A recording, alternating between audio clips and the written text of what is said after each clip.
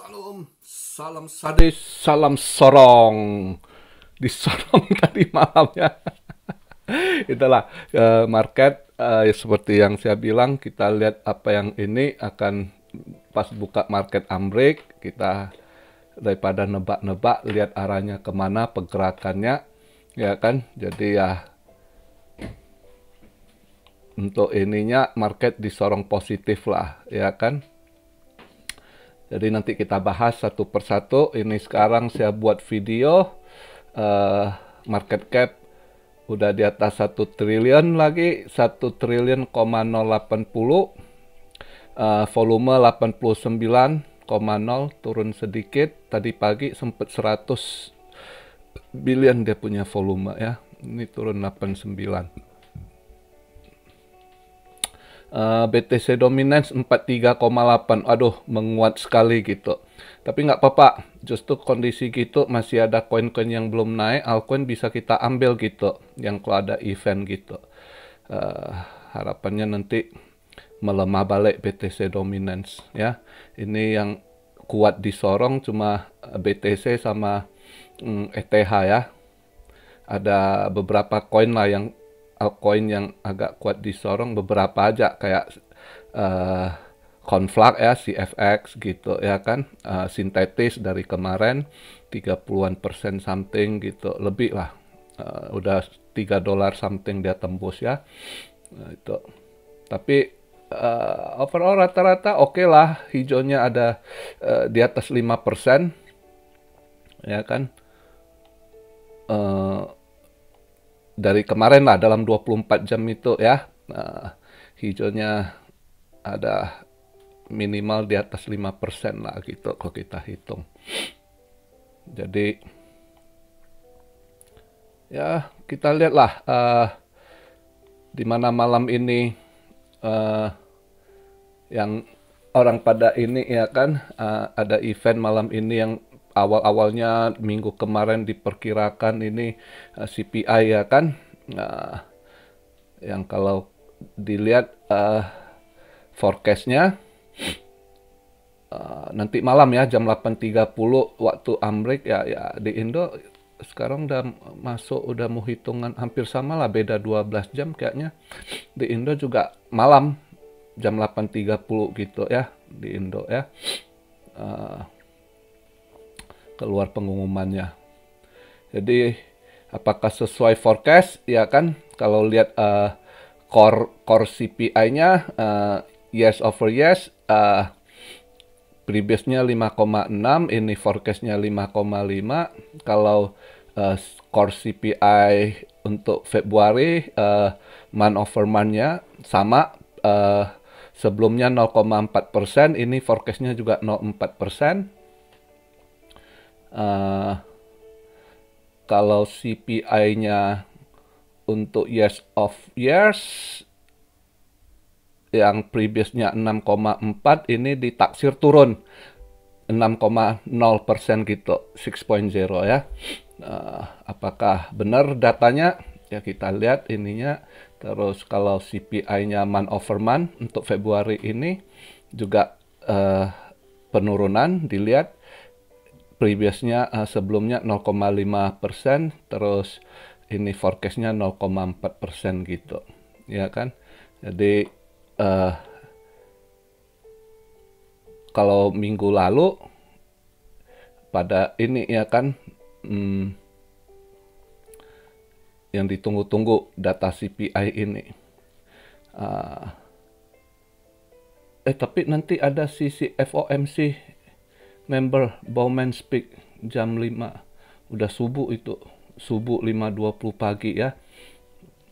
Si Bowman Speak apa yang dia mau speak nanti lihatlah, udah subuh kok di Indo, subuh jam 5.20 pagi. Saya tidur lah, siapa mau lihat nanti lihat hasil dia ini aja lah ya kan. Jadi ya banyak orang tunggu CPI ini itu, tapi ini pendapat saya, analisa saya. Sekarang kita bahas ke arah sana. Jadi ada yang tadi pagi saya, market pump, kenapa market pump ini itu? Ya kalau kita lihat dari ininya semalam itu udah jelas karena sah di bailout gitu ya. Nah, sah market di bailout, maka market langsung positif, ya kan? Nah, udah itu keduanya alasannya yang udah pasti ditambah sorong itu speak dari Presiden Amerika si Biden ya. Jadi pagi kemarin itu hitungannya pagi kemarin di sana ya kan. Dia ini bahwasanya dinyatakan bank-bank yang bermasalah akan di backup, di bailout sama Fed gitu kan. Yang juga tidak pakai yang dananya itu tidak ditarik dari pajak gitu ya. Saya jamin katanya. Tapi banyak yang nggak percaya gitu. Itu lu bailout dananya nanti juga lu kenakin ke pajak, lu cekek lagi rakyat gitu ya kan. Tapi si Biden bilang, saya jamin bukan dari ini pajak nanti itu ya kan. Nah, yang saya bilang dia kelepasan, market langsung hijau itu dia ada kelepasan entah disengaja, kalau saya rasa dia slip tongue, ditanya-tanya, terus karena mungkin dia mau menenangkan market gitu kan banyak yang takut Black Monday ini tuh rumornya, maka banyak yang nge-short the stock market atau apa, semua market di-short lah ya kan, bukan hanya kripto, nggak taunya disorong ya kan bandar, sikat habis bandar ya kan, mau di-stop. Jadi, dia slip tongue-nya, dia pas ngobrol-ngobrol ditanya, dia bilang, nggak usah khawatir. Uh, don't worry, tomorrow CPI is gonna good, katanya. Nah, don't worry. Jadi di situ ditangkap. Dia nyatakan besok CPI akan baik-baik saja. Nggak usah Nah, di sini orang langsung tangkap positif. Kayaknya dia udah tahu hasil CPI. Mungkin dia udah dikasih bocoran atau apa. Ya, mereka yang setel lah. Kalau udah kita bilang data ini selama ini dimanipulasi udah hampir sama lah. Cina, Amerika udah sama lah. Data tuh nggak bisa kita percaya ya kan. Suka-suka mereka atur aja gitu. Tapi ya di situ. Nah, jadi kalau udah kita perhatikan apa kita ini kita takutkan CPI kalau naik ya, saya rasa makanya tadi pagi banyak tanya, kok mau ambil down. Setelah saya lihat dia punya itu interview, jangan. Saya justru takut ini aja kalau ikut forecast dia langsung hijau gitu. Apalagi kalau dibawa gitu, misalnya CPI disetel turun, ya kan, itu market bisa coba digedor ke gap 25,2 lagi gitu. Sangat mungkin gitu ya kan. Jadi lebih baik, makanya ada yang tanya, saya mending kalian ambil altcoin gitu. Tapi apakah mau bet long atau sementara kondisi gitu volatile, saran saya enggak ini. Cari yang aman lah gitu, yang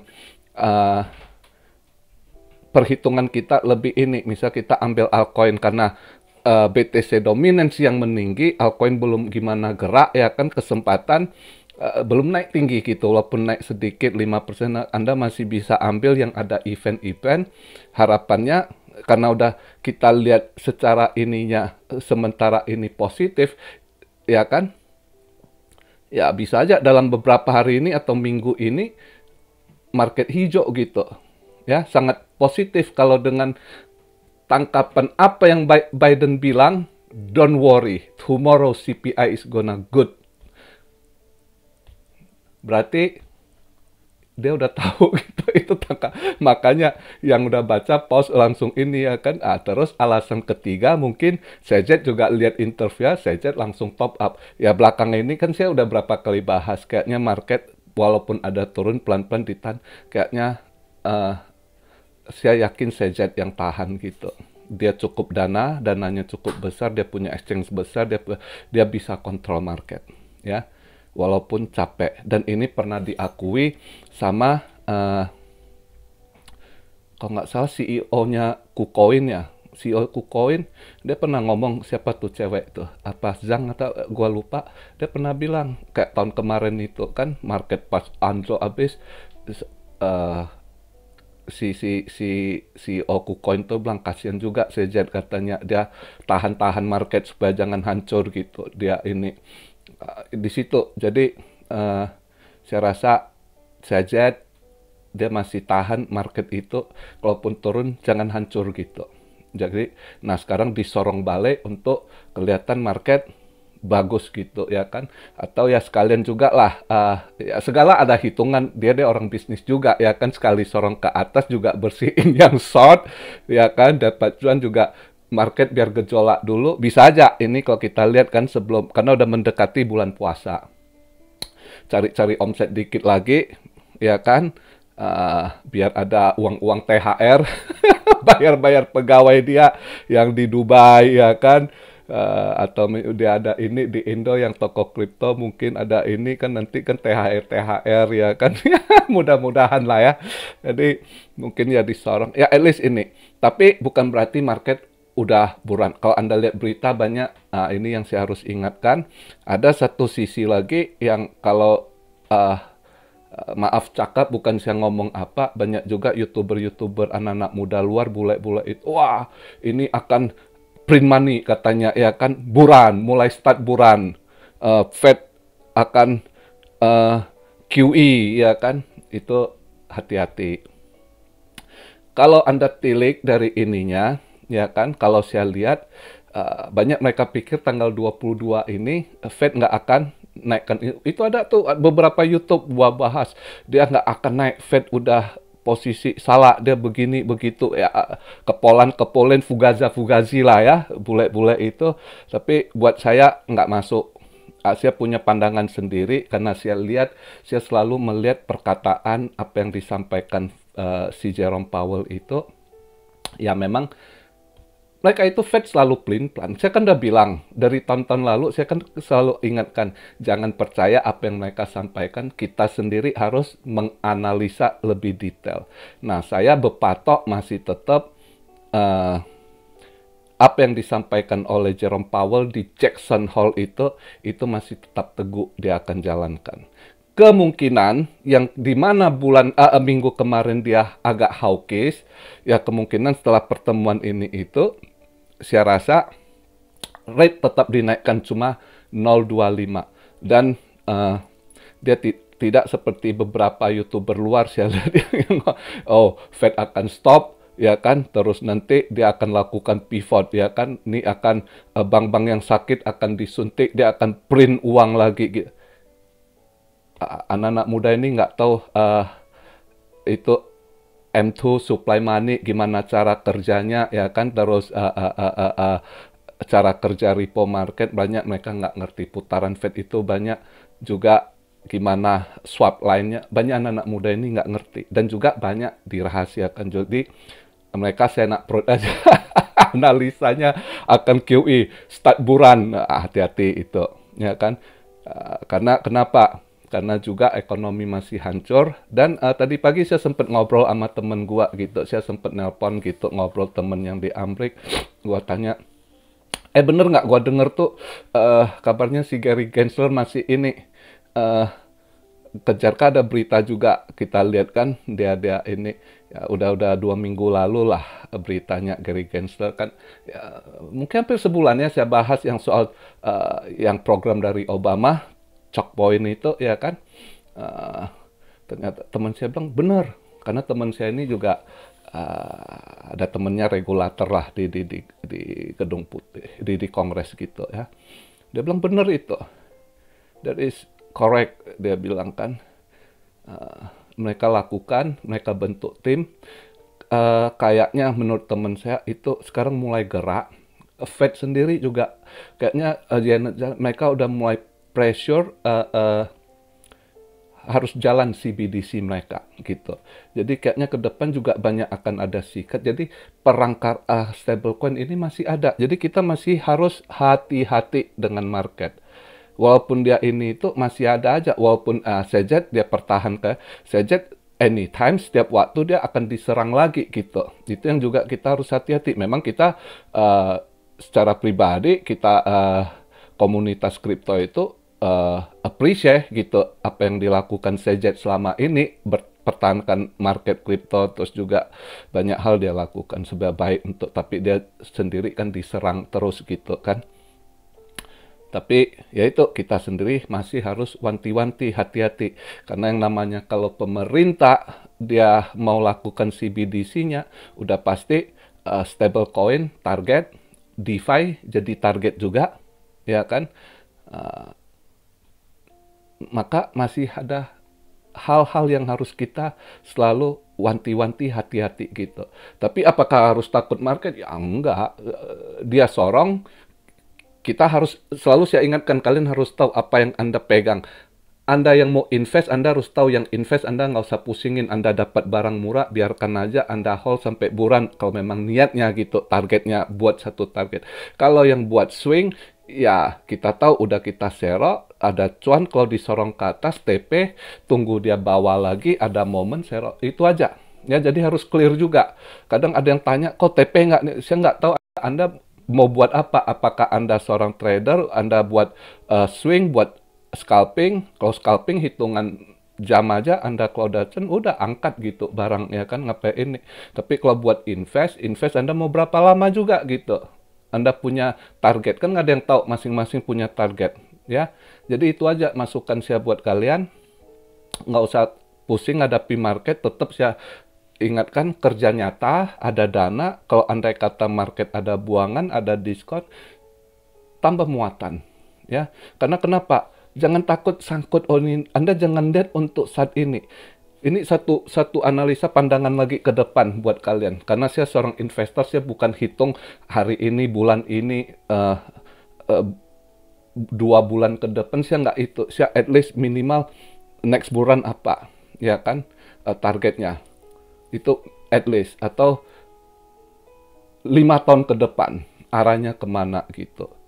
Atau next bulan again, setelah bulan 2025 ini, nextnya itu apa? Itu yang kita harus ada lihat pandangan ke sana kalau sebagai investor. Bukan lihat hari ini market naik dikit, udah teriak, market turun dikit juga teriak. Itu, sorry, bukan saya, dan itu bukan yang saya ajarkan selama hampir 3 tahun inilah channel ini ya. Udah 3 tahun lah, dari 2020 ya, kita bahas kripto. Jadi itu yang saya beri masukan, karena ingat, ini udah di penghujung. Bear ini udah mau habis. Kayaknya juga kalau nggak banyak masalah, nggak banyak serangan, nggak ini seharusnya market sudah di atas 25.000 seharusnya. Paling nggak itu, atau sudah harus ke 30.000. Andai kata nggak banyak, tapi karena dengan banyak kejadian krisis ekonomi, resesi juga, market di ini, satu hal, dan satu, kita tetap jangan lihat ini market hijau, bisa aja ini bull trap, hati-hati. Karena pergerakan semalam, selama pengalaman saya, kalau andai kata market, kamu lihat, saya ingatkan dari berapa, hati-hati stok market, karena saya udah tahu pada mau buang stok market, tapi mereka harus alihkan dana kemana. Yang jelas itu semalam ngalir paling besar itu di precious metal, ya, itu ketahuan sekali. Kalau emas sama perak naiknya tinggi, semalam perak tinggi sekali, jarang-jarang bisa naik sampai 6% lebih gitu. Itu tinggi sekali gitu ya. Yang namanya market precious metal itu 6%, uangnya bukan kecil, ya kan. Market perak, emas itu jauh lebih besar daripada kripto. Kripto masih kecil sekali gitu ya. Jadi kalau mereka naik 6%, itu udah tahu uang-uang besar. Ini kita lihatlah, itu kan kemarin itu kripto hijau, precious metal hijau gitu ya, market logam mulia, platinum, semua hijau tebal gitu. Justru stock market yang semalam nutup juga masih merah itu, S&P ya, Dow Jones juga rada merah, Nasdaq agak hijau sedikit gitu. S&P masih hijau, merah tipis, Dow Jones juga, padahal market dolar melemah gitu. Semalam dolar juga melemah gitu, ya kan. Nah, market Asia juga gitu. Berapa hari ini buka kan buang barang terus, juga hari ini juga sama. Nikkei, Hang Seng pada buang barang semua. Ya. Jadi di situ Anda udah harus tahu para pelaku pasar, para paus besar tahu ke depan ini market akan masih bahaya. Jadi mereka cari yang stabil. Kemana? Ya udah pasti precious metal.